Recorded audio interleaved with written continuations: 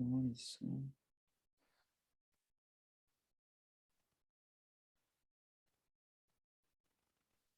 Boa noite, pessoal. Vamos esperar alguns minutos e vamos iniciar o nosso evento, tá bom? É boa noite, agora eu posso dizer ainda boa tarde. Não, boa noite.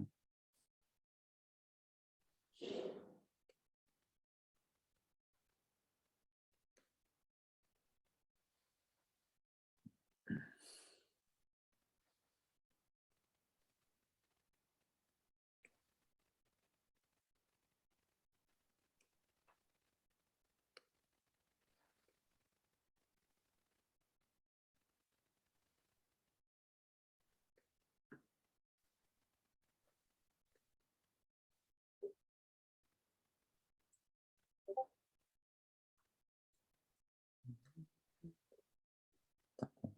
Bom, gente, achou que podemos começar. Bom, boa noite a todos. Sejam bem-vindos ao segundo dia do Lingo Days. Já é o segundo dia. A gente está muito feliz.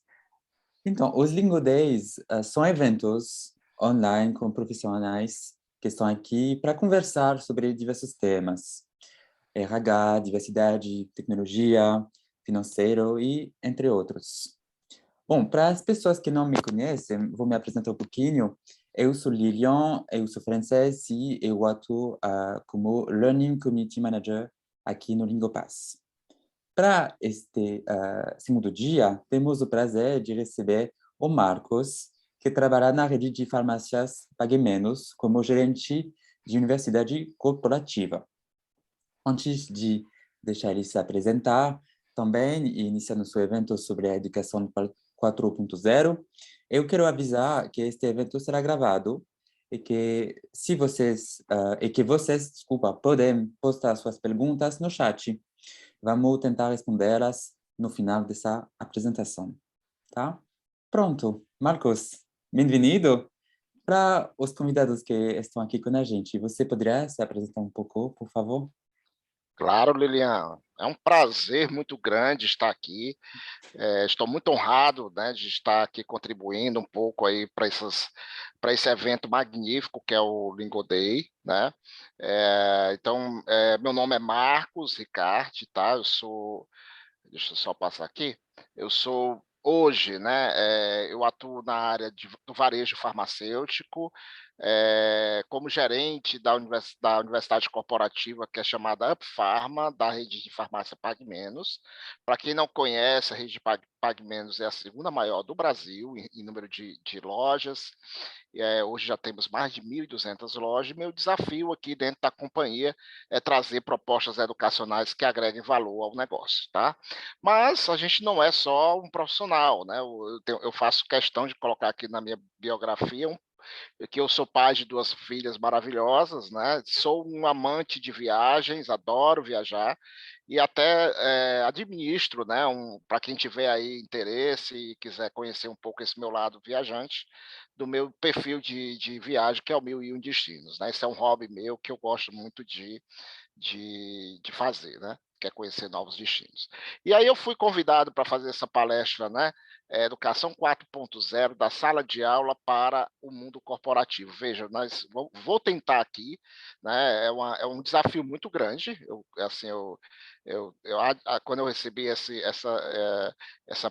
pauta aí, né? Eu disse, poxa, como é que eu vou trabalhar esse tema? Então, é um tema muito desafiador, né? E aí eu quero começar com vocês, né? Que estão aí me assistindo. Eu quero fazer um questionamento, né? E aí, pensando na educação dos nossos filhos hoje, né? As pessoas que hoje estão aí na escola, né? Será que nós estamos preparados para lidar com os alunos da nova geração que estão chegando às escolas? E aí eu vejo assim, a geração das minhas filhas, né? Eu tenho uma de 20 e outra de 16 anos, já é totalmente conectada. Celular, tablet, etc., já fazem parte da vida dessas crianças, né? E essa geração mais nova, então, essa que está hoje aí com 10, 8 anos, né? Bem mais ainda, né? A geração Netflix, a geração Snapchat, a geração TikTok, né? a forma que essas pessoas hoje, né, lidam, né, e aprendem, né, mudou radicalmente, por exemplo, da minha geração, que é uma geração bem mais tradicional. Então, esse é um questionamento que eu sempre fico me colocando, eu também, como na área educacional, como professor que eu sou, mas também como pai, né, que eu sou de 2 adolescentes, né. Mas eu queria ampliar um pouquinho esse questionamento, queria ir um pouquinho mais além com vocês, né, se vocês me permitirem, né, eu queria fazer uma ampliação um pouco desse pensamento aqui, dessa linha de raciocínio. E será que nós estamos preparando os nossos alunos para o mundo com o qual irão se deparar quando saírem da escola, né? Eu fico pensando assim, né? Eu me lembro que eu aprendi cada coisa na escola, assim, química, só para dar um exemplo, né? Química, biologia, que eu praticamente hoje assim, eu não utilizo muito na minha vida profissional e nem na minha vida pessoal, né. Então, será que a escola, né, ela vem preparando as pessoas para realmente o mundo que elas querem, viver, ou será que para o mundo que a escola pensa que a gente vai ter? E aí tivemos agora, né, a mudança do ensino médio, já uma ótima, uma boa evolução, onde o aluno vai poder escolher trilhas, né, de conhecimento que ele mais eh, que mais se agrada, que mais, convém para ele. Isso é uma ótima mudança hoje já no ensino médio no país, né. Mas no meu tempo não tinha muito isso, né, então eu fico pensando assim, eu aprendi isso com que objetivo, né? Muita gente diz assim: "Conhecimento nunca é demais", mas a gente precisa saber qual é o conhecimento que vai fazer diferença na nossa vida. E aí, eu não quero deixar isso só no campo da escola, né, eu quero trazer isso para o mercado de trabalho. Um dia essas crianças que estão hoje na escola vão sair da escola, vão se tornar adolescentes e vão chegar no mundo do trabalho. E que ambientes eles se deparam para aprenderem o trabalho dela, né? Aí é que a gente começa a perceber que hoje, né, esse já é um desafio muito grande das áreas de RH, né, trazer para os colaboradores um treinamento, uma capacitação que faça sentido, que agrade e que tenha eficiência. E aí eu trago um dado aí para que vocês entendam que, ó, olha só que interessante, mais de 20% das pessoas das empresas hoje acreditam que os treinamentos corporativos não são eficazes, né? Então, assim, nós temos um quinto das pessoas hoje no mercado de trabalho que não acreditam que os treinamentos que elas recebem não têm nenhuma eficiência no seu trabalho. E aí, quando a gente vai aprofundar um pouco para saber os motivos disso, né, e por que que esses cursos não funcionam, né, a gente vê, por exemplo, algumas abordagens, né. As empresas, na sua grande maioria, está preocupada no final do mês no indicador de quantas horas de treinamento o time fez, né, sem pouco ter importância na questão de como esse treinamento foi feito e que resultados, ou seja, a qualidade que esse treinamento teve, né. Então, o foco na quantidade é maior do que na qualidade. Então, o foco também é no quê? O que é que a pessoa fez? O curso de Excel, o curso de PowerPoint, o curso de inglês, mas não como, que habilidades ele aprendeu? Ele aprendeu a fazer planilhas dinâmicas, ele aprendeu a falar um outro idioma, a conversar com o cliente em outro idioma, o que que ele aprendeu, não o que que ele foi aprender, né. Então isso é um ponto também, porque os cursos hoje não funcionam tão bem como deveriam ser. As empresas treinam às vezes quem não precisa, manda para o treinamento aquelas pessoas que já treinaram, que já passaram por aquele processo. E não estou falando aqui de uma renovação de conhecimento, mas o mesmo treinamento sendo feito por pessoas que já fizeram treinamento. Isso também é um ponto que precisa ser melhorado nas empresas. E é claro, aí eu trago aí um pouco para o meu, puxando a brasa para minha sardinha, as metodologias que hoje não são tão eficientes. Então eu digo que na área corporativa, a gente ainda está a maioria das empresas ainda está na fase do treinamento 1.0.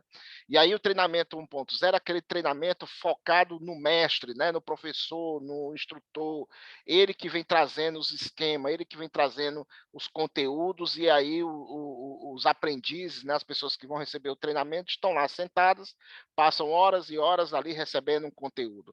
Mas nós precisamos evoluir. né? Se nós quisermos fazer um treinamento melhor, um treinamento que dê resultado, nós precisamos sair do 1.0, precisamos chegar ao 2.0, ao 3.0 e quem sabe aí ao 4.0. Tem empresa que faz essa mudança de uma maneira muito mais drástica, né? Sai do 2.0 para o 4.0, né? Então, a gente precisa evoluir para essa nova concepção de capacitação, treinamento e educação. E aí a gente precisa entender como a gente aprende, né? Porque para a gente entender a educação 4.0, a gente precisa entender o seguinte: a pirâmide de aprendizado ela vai ali do ler, né? Que é o tipo de aprendizado mais passivo que existe, é você pegar um livro e ler, né? Até o processo de ensinar outras pessoas aquilo que você aprendeu, né? E dentro desse espectro aí que vocês estão vendo, existe uma taxa de retenção dos conteúdos de acordo com cada nível desse.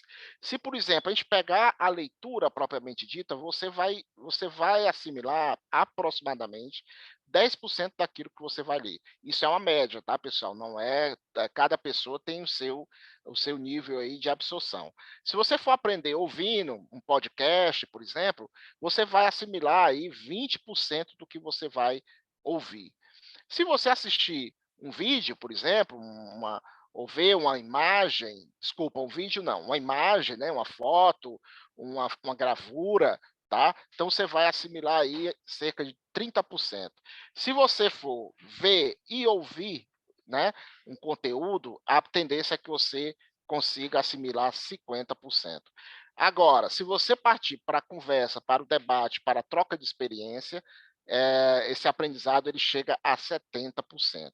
Se você aumentar ainda mais e você praticar, fazer, escrever aquele conhecimento, se você fizer esse tipo, chegar a esse nível de aprendizado, você vai chegar aí a cerca de 80%. E se você for chegar ao nível de ensinar as outras pessoas aquilo que você aprendeu, você chega ao nível de aprendizado de 95%. Então, gente, se a gente for pegar aqui um corte e fazer aqui, ó, até aqui, ver e ouvir, nós temos aqui aprendizagem passiva, ou seja, o aluno ele é um mero receptor do conteúdo que está sendo ministrado, tá? E aí, se você pegar aqui do conversar e debater para baixo, nós temos as metodologias ativas funcionando, tá? Marcos, qual é o melhor? Um ou outro? Passiva ou ativa? Não existe o melhor, existe o pior. Existe aquele mais adequado para aquele momento, para aquela turma, para aquela situação. Em determinado momento, eu tenho que trabalhar com mais uma aprendizagem passiva, outra ativa, e às vezes, em alguns projetos pedagógicos de curso, eu preciso trabalhar com os dois, tá? Hoje, ao contrário de antigamente, né, a aprendizagem passiva ela estava na mente, na cabeça dos professores, dos instrutores.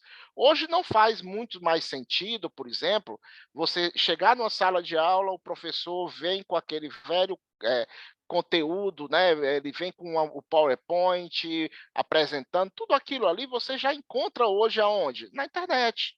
Né? Então, já se convenciona que dentro de uma metodologia mais moderna 4.0, o conteúdo ele pode ser visto na internet, enquanto que a aprendizagem ativa ela acontece dentro da sala de aula. Então, esse mix dessas duas abordagens é que faz o aprendizado ser potencialmente maior. Então, a educação 4.0 é o quê? É a educação que trabalha a revolução tecnológica, a cultura mão na massa, né? Traz no seu escopo linguagens computacionais embutidas. A inteligência artificial está presente, a internet das coisas, rede de dados mais potentes. É uma educação conectada, é uma educação fragmentada. Não, o papel hoje para levar o conteúdo para o aluno, para o aprendiz, não é só de uma pessoa, mas de múltiplas pessoas. E aí, quando a gente fala de educação 4.0, a gente precisa entender o seu framework, né? Ou seja, quais são as bases, né, que fazem parte dessa educação 1.0. A primeira, como eu falei no slide anterior, é a cultura maker, né? Se você quer trabalhar a educação 4.0, as pessoas precisam praticar, precisam colocar a mão na massa. Sem a prática real, não é a prática, vamos dizer assim, eh, disfarçada, né, as pessoas não vão ver aquele treinamento, aquela capacitação como algo que faz sentido para a vida dele profissional. O outro é o pensamento computacional, a utilização de plataformas, a utilização de tecnologias faz parte desse framework também. É claro que eu preciso introduzir a aprendizagem por projetos, então as pessoas, né, os aprendizes precisam ser capazes de desenvolver projetos para resolver problemas, tá? Então eu tenho que ter uma educação problematizada, não é uma educação sem sentido, sem nexo, sem conexão alguma com a vida dele profissional e pessoal. E por fim, tem como base também a criatividade e inovação. Então veja que são bases, né, são pilares aqui que fazem parte, né, da educação 4.0. Então a educação 4.0 ela é integrada, né? Ela precisa conectar experiências físicas com as digitais. Né? Então, essas duas coisas, elas funcionam juntas. Né? Não há só o digital, não só o presencial, mas essas duas coisas juntas. Por quê? Não é à toa, porque nós já vivemos numa sociedade conectada. Veja aí os nossos filhos. Quem tem filhos sabe que a partir de 1 ou 2 anos, sei lá, 2 anos por aí, as crianças já começam a ter contato com as tecnologias. Então, nós vivemos nesse mundo, não tem como a gente voltar atrás. Então, como isso influencia o nosso velho treinamento e desenvolvimento? Né? As novas gerações de colaboradores estão chegando às empresas mais conectadas. Né? Então, essas pessoas já vêm do mundo real delas, do mundo tradicional delas, já com uma experiência de conexão muito alta. Tá? Então, se eu adotar um modelo de treinamento e desenvolvimento que não aborde essa conexão, estou perdido. Né? Não vou ter efetividade nesses treinamentos. Isso exige um novo paradigma. Né? Como criar programas de treinamento e desenvolvimento eficientes adotando os princípios de educação 4.0. Então, eu preciso pensar que não é o treinamento pelo treinamento, colocar as pessoas dentro de uma sala de aula que elas vão aprender. Eu preciso desenvolver metodologias inovadoras, baseadas na filosofia da educação 4.0. E aí tudo começa por aqui, gente, é o professor instrutor. Tá? Por mais que ele hoje, na educação 4.0, não seja a única fonte de conhecimento, era uma das principais. Né? E aí eu preciso mudar a mentalidade do professor. O professor ele precisa sair da mentalidade de que ele é o único ser, né, detentor do conhecimento e ele passar a ser uma pessoa que vai facilitar o conhecimento. Mas eu preciso também entender que todo treinamento, toda capacitação, todo esforço educacional, ele está focado no aprendiz, tá? E é pensando nele que eu tenho que desenvolver essa trilha, essa jornada. E quando eu falo do aprendiz, eu preciso entender quem é esse novo aprendiz 4.0, né? Quem são essas pessoas que hoje estão aí, né, nas nossas empresas, buscando aí capacitação. Primeiro, são pessoas que adoram e valorizam muito o trabalho em equipe. São pessoas cooperativas e colaborativas, então elas gostam de interagir, né? São interativos por natureza. São pessoas que gostam de liberdade em desenvolver os seus estudos, então eles não gostam de uma grade montada, uma grade rígida, ele gosta de, agora eu quero aprender isso, eu gosto de aprender aquilo, né? E empreendedor por natureza, tá? E que tecnologias são importantes? Será que elas são importantes? Sim, nós não podemos deixar de considerar que na educação 4.0 o LMS faz toda a diferença, né? Então, na parte que é conectada, ter um bom ambiente de aprendizagem faz muita diferença. Mas vai além, né? Vamos pensar também em outras tecnologias que podem facilitar aí o seu processo de aprendizado.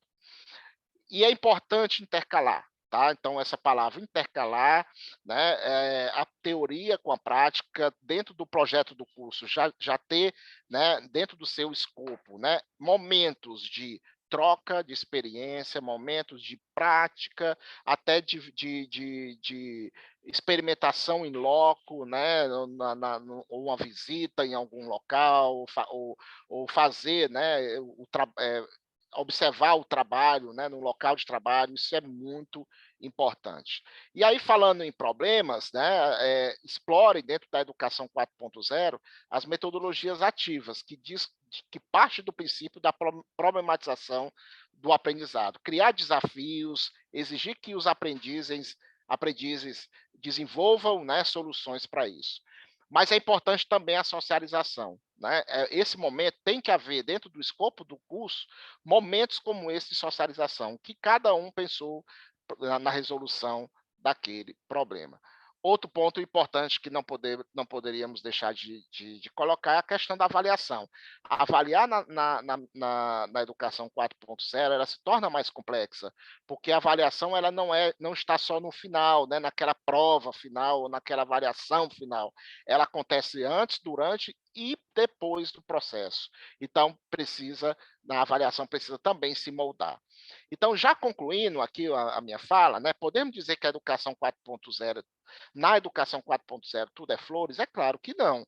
Implantar essa tecnologia, né, aliás, desculpa, implantar essa metodologia é, requer uma nova perspectiva das empresas. Veja, essa abordagem no mundo acadêmico, ela ainda não está madura o suficiente.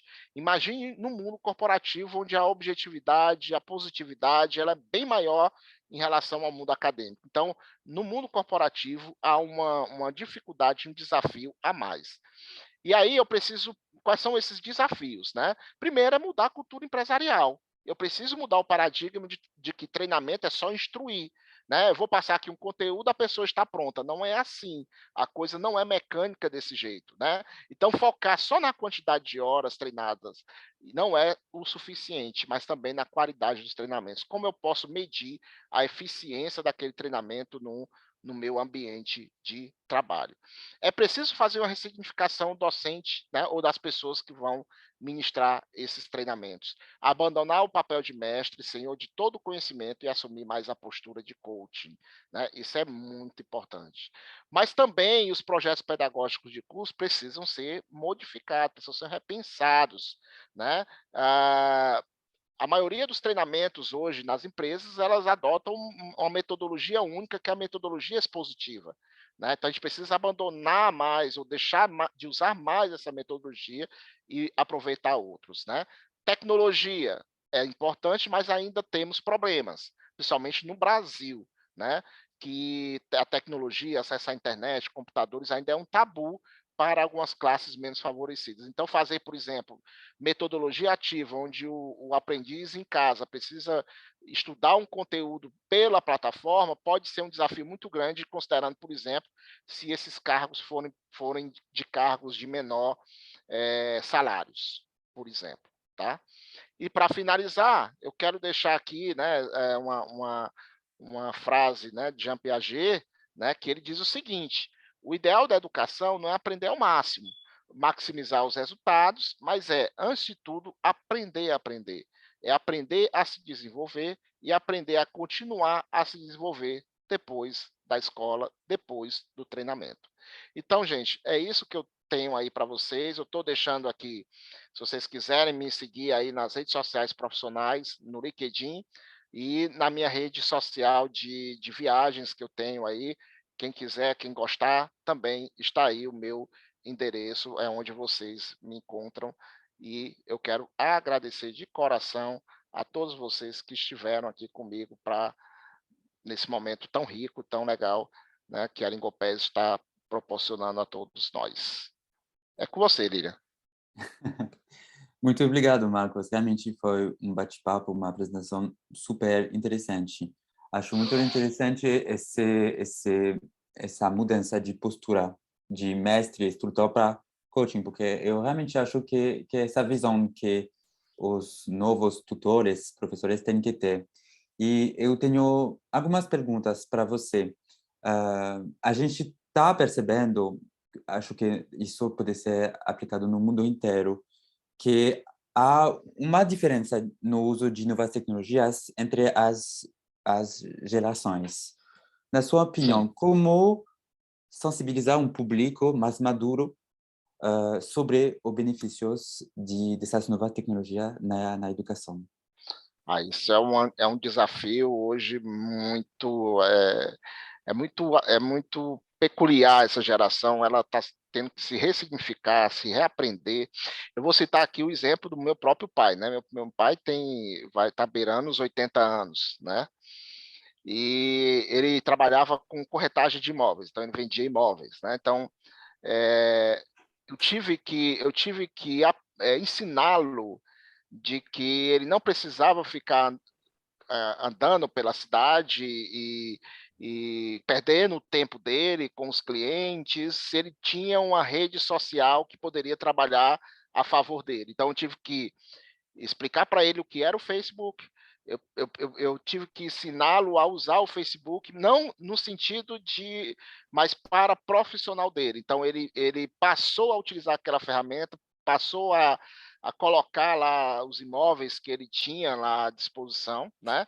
E aí, assim, eu penso que todo esse processo de ressignificação, de reaprender essas novas tecnologias, ela passa pelo sentido que aquilo faz na vida dessas pessoas, né? Eh, a gente pode explicar para uma pessoa de 60, 70 anos que ele pode usar um WhatsApp, por exemplo, para conversar com pessoas que não estão na mesma cidade que ele não vê há muito tempo. Isso tem um significado para ele. Pode fazer uma videochamada com uma pessoa, um parente que está muito longe, e naquele momento ele matar aquela saudade de muito tempo que não vê. A mesma coisa é na educação, né? Então a gente precisa a tecnologia pela tecnologia, ela não vai ser suficiente para atrair esse público, tá? Eu preciso ir além, eu preciso dar significado a essa tecnologia.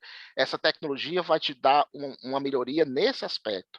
Ela vai te dar uma melhoria na sua vida, fazendo isso, fazendo aquilo. Então, essas pessoas elas não são encantadas pela febre mais, né, como são os jovens, né?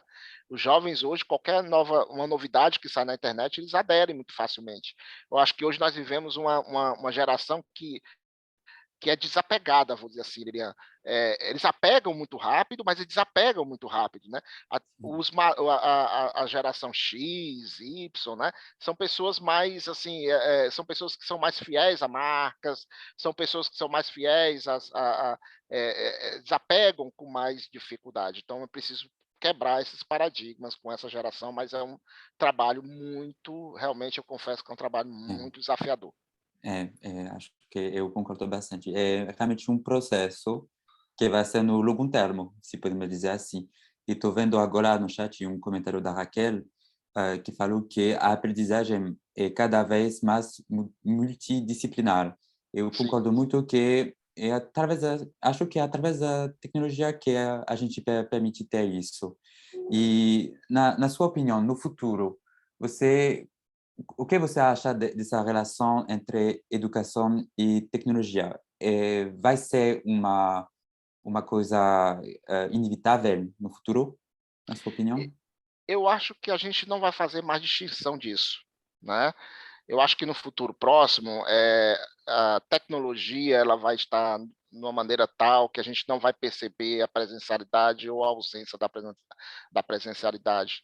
Nós vamos desenvolver tecnologias muito mais avançadas no futuro, em que as pessoas vão poder, por exemplo, através do metaverso, né, a gente vai poder estar Sim. conectada, assim, com pessoas, avatares e pessoas, de uma maneira bem mais lúdica, bem mais interessante do que uma tela onde tem aqui textos, fotos e vídeos, né? Então a gente vai passar a ter uma experiência muito mais imersiva dentro da educação. A educação vai se tornar um grande barato, porque eu vou aprender sem notar que eu estou fazendo ou fazendo pouco, vamos dizer assim, esforço no sentido do seguinte: hoje você para aprender, ou pelo menos você tinha que pegar um livro, abrir o livro, fechar as portas, se concentrar naquele livro, estudar para uma prova, né? Isso vai acabar. Eu vou aprender o quê? Eu vou aprender vendo. Se eu vou fazer medicina, eu vou começar aprendendo o quê? Vendo aqui uma simulação de um sistema cardiovascular, eu vou poder olhar o coração 360 graus, vou poder mexer aqui, sem ainda pegar no coração fisicamente, né? quando eu chegar lá na prática, eu já vou ter noção disso. Então, a tecnologia ela está dando uma nova roupagem. Agora, assim, nós ainda estamos dentro desse processo. Então, quem está dentro da viagem, né, é como se a gente estivesse numa viagem de um transatlântico que está cruzando aí o Oceano Atlântico da França para o Brasil, tá?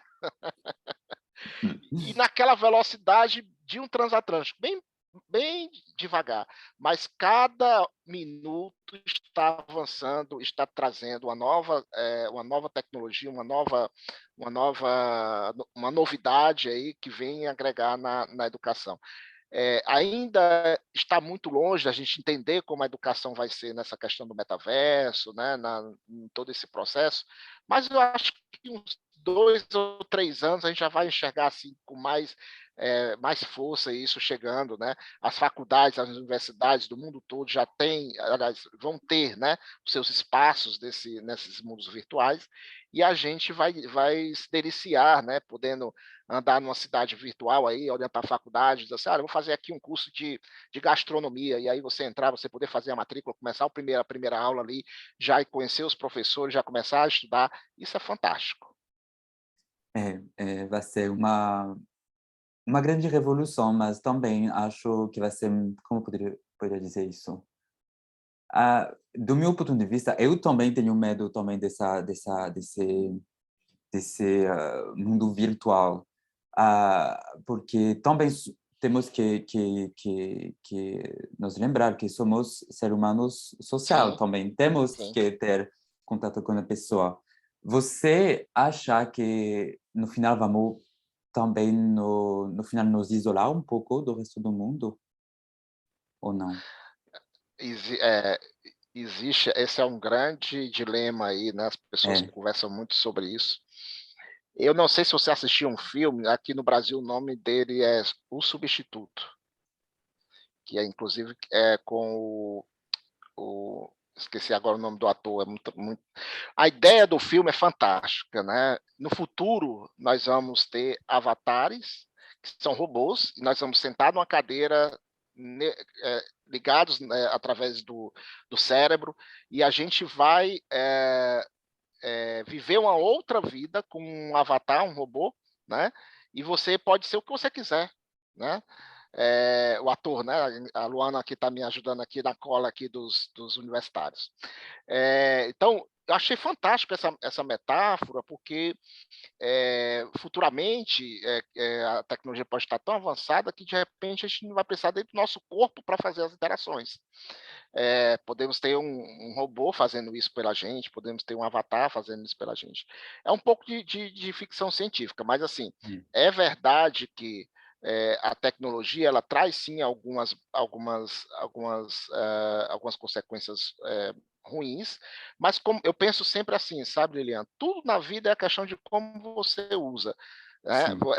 A dosagem que você usa, enfim, tudo, qualquer coisa, até mesmo a água, se você tomar demais, faz mal. Então, a tecnologia ela tem que também ser utilizada de uma maneira racional, né, para que não Uhum. chegue no nível como você está dizendo. Tem pessoas, sim, que são doentes hoje, né, que têm medo de socializar fisicamente, porque só se socializa através de um computador, de um celular. Isso já parte para a anomalia, a doença. Né? Mas, assim, não tenho dúvida que esse é um caminho sem volta. Nós vamos, daqui por diante, avançar mais ainda nesse caminho. Né? Alguns preços vão ter que pagar, como toda a evolução da vida humana, né? Quando descobriram o petróleo, né? Foi a salvação do mundo, porque é a fonte de energia, mas está aí hoje a gente está pagando um preço de poluição, etc. Nada é flores, como eu disse na minha Sim, apresentação, tudo tem um preço, mas eu acho que os benefícios são maiores que os malefícios, tá? As coisas boas são melhores que as coisas ruins. tá certo. Muito obrigado pela resposta. Tô vendo que o Theo levantou a mão. Acho que Sim. vamos deixar ele se exprimir. Tudo bem, Marcos, parabéns. Meu nome é Obrigado. Theo, eu também venho da indústria farmacêutica, eu trabalhei na Bayer muitos anos, já sou aposentado, mas eu Opa. conheço bem o Deus Mar também, né? Ah, tá certo. grande certo. pessoa. Então, você estava falando aí hoje, casualmente, eu estou aqui na Europa, né? Hoje eu vi uma reportagem na televisão holandesa e estava um professor que estava falando, você comentou a questão das crianças, né? Que é um grande problema esse celular, Uhum. e as crianças não conseguem se concentrar na aula. Sim. E parece que tem uma queda de 40% no rendimento escolar quando Uhum. as escolas deixam as crianças entrarem com o celular na aula. Então, tem escolas lá que botaram já um tipo de Um bloqueio. porque não, um armário, a pessoa bota no armário com a chave Aham. e não pode usar o telefone até sair da escola no final do dia. E é Aham. realmente assim, um desafio, né? Porque É uma atitude extrema, né? mas você tem que a questão da concentração, eu acho que é muito importante, né? Eu sou uma pessoa que eu me distraio facilmente. Para me concentrar, tem que ter silêncio, aquela coisa toda. Uhum. E então eu fico imaginando essas crianças quando crescerem, as dificuldades que elas vão ter, né? Na hora de trabalhar. Com certeza. E Então, assim, eu vou dar uma experiência própria, tá, Theo? Muito obrigado aí pela sua participação. Muito boa essa sua pergunta, esse questionamento. E vou trazer aqui uma experiência própria de vida. Minha filha tem 16 anos, tá? A pior coisa que acontece. Ela também tem muita dificuldade para concentração, né? A pior coisa que aconteceu, educacionalmente falando, foi a pandemia para ela. Porque ela é dispersa e aí, quando entrou a pandemia e ela tinha que aprender pelo computador, então ali a tentação já estava na frente dela. Então eu peguei muitas vezes ela no computador dizendo que estava estudando, mas na verdade estava vendo filme, estava vendo alguma coisa. Isso é muito complicado, né? É muito complicado mesmo. Ao passo de algumas escolas trabalharem nesse sentido de fazer uma restrição extrema, né? Eu penso o seguinte, tá? Eu tenho um pensamento, apesar de um pouco otimista nesse sentido. Eu acho que a escola ela precisa encontrar um meio de trabalhar o celular como aliado. Não tenho essa receita ainda. Se eu tivesse, inclusive, estaria ganhando muito dinheiro, né? Mas eu não tenho essa receita. Mas a escola ela precisa entender é, que esse é um equipamento que vai fazer parte da vida de qualquer pessoa daqui por diante sempre. As crianças com 3 anos já ganham um celular. E aí competir com esse tipo de coisa, eu acho que vai ser complicado, porque a competição ela é muito grande. Então, a escola tem que entender o seguinte, a grande pergunta é como eu posso usar um celular, um tablet, um notebook, que hoje está na mão dessas crianças, como aliado no processo de ensino-aprendizado. Aí vem, né? Algumas escolas têm trabalhado com algumas estratégias muito legais, com aulas que trabalham mesclando a aula presencial, mas com programas gamificados dentro de plataformas virtuais de aprendizagem. Ajuda? Ajuda. Você está dentro do universo das crianças. Né? Eu jogo lá, por exemplo, eu sou professor de física, estou explicando aqui a lei de Newton. Depois da aula, ou então na outra aula, nós não vamos para a sala de aula mais, nós vamos para o computador, que tem lá um programa que simula as leis de Newton. E lá dentro tem um jogo, tá? Em que a minha turma vai jogar, competir um contra o outro, num desafio para ver enfim, quem é que faz o experimento, né? Fazer dar certo, enfim, alguma coisa desse tipo. Então, na medida em que eu começo a conectar essas duas coisas, eu penso que o caminho é esse, mas é muito difícil. É muito difícil porque requer preparo maior dos professores, requer tecnologia, requer metodologia, não é todo mundo que está preparado para fazer isso. Né? Então, a escola ela precisa se ressignificar dentro desse processo, não é fácil. Eu tenho visto algumas experimentações desse tipo de escolas aqui no Brasil, não são muitas, né? Mas as que estão conseguindo fazer isso têm tido bons resultados, certo? Eu não sei se eu fui na sua pergunta, foi. mas é mais ou menos a visão que eu tenho, né, em relação a essa dicotomia aí, tecnologia, sala de aula. O público adulto é um pouco diferente, né? Aí o público adulto, aí vem o respeito à autonomia adulta, né? Vem a maturidade, aí é uma outra questão que aí, vamos dizer assim, a tecnologia ela chega dentro de um outro aspecto, de um outro espectro aí de aprendizado. Concordo, é isso aí. Olha, e o meu filho quer comentar também, ele faz muito audiobooks, Aham. muito, ele é fã do audiobook. Eu acho que também é uma bela ferramenta, né? Você mesmo colocou aí na pirâmide, né? Isso. Né? E uma das coisas que a escola da minha filha também agora implementou, que eu achei fantástico, né?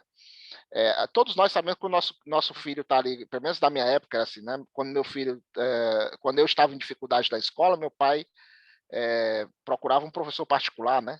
E é caro pra caramba, né? E existe uma rede, né? A escola associou a uma rede mundial de tutores, ou seja, todos nós podemos ser o tutor. Vamos supor, eu quero ser tutor de matemática. Então eu coloco, me cadastro lá, e alunos do mundo todo, por exemplo, estou com dúvida em trigonometria, então eu posso acessar a rede de tutores e eu me conecto a essa rede de tutores e vou estudar com esses tutores. Né? Então, fantástico isso. Tipo, assim, você não precisa mais esperar, né, ou ter a oportunidade de chegar na próxima aula e perguntar ao professor, não entendi aquele assunto. Eu posso chegar, eu como aluno, posso chegar, usar essa rede de tutores, aprender, né, e chegar na próxima aula mais preparado, se alguma lacuna de aprendizado ficou pelo caminho. Então, é isso que eu estou dizendo, sabe, Théo? Usar a tecnologia de uma maneira criativa para que eu possa ser uma aliada dentro da educação e não inimiga. Enquanto a escola entender que a tecnologia é inimiga da educação, aí eu fico Eu preocupado. concordo, não, concordo. Né? Pessoal, muito obrigado para este bate-papo. Eu tenho ainda várias perguntas, mas infelizmente vamos ter que esperar e finalizar esta apresentação. Então, Marcos, de novo, muito obrigado para esta apresentação. Acho este tema muito relevante e eu agradeço muito a sua participação, a participação de todo mundo que estão aqui com a gente. Eu que agradeço, né, a oportunidade. Estou à disposição, inclusive quem quiser prolongar essa discussão pelas redes sociais, estou totalmente à disposição. Muito obrigada. Ótimo, ótimo. Muito obrigado, Marcos. Muito obrigado para todo mundo. E, gente, ainda tem um outro palestrante que vai continuar às 7, então vocês estão sempre bem-vindos para participar também.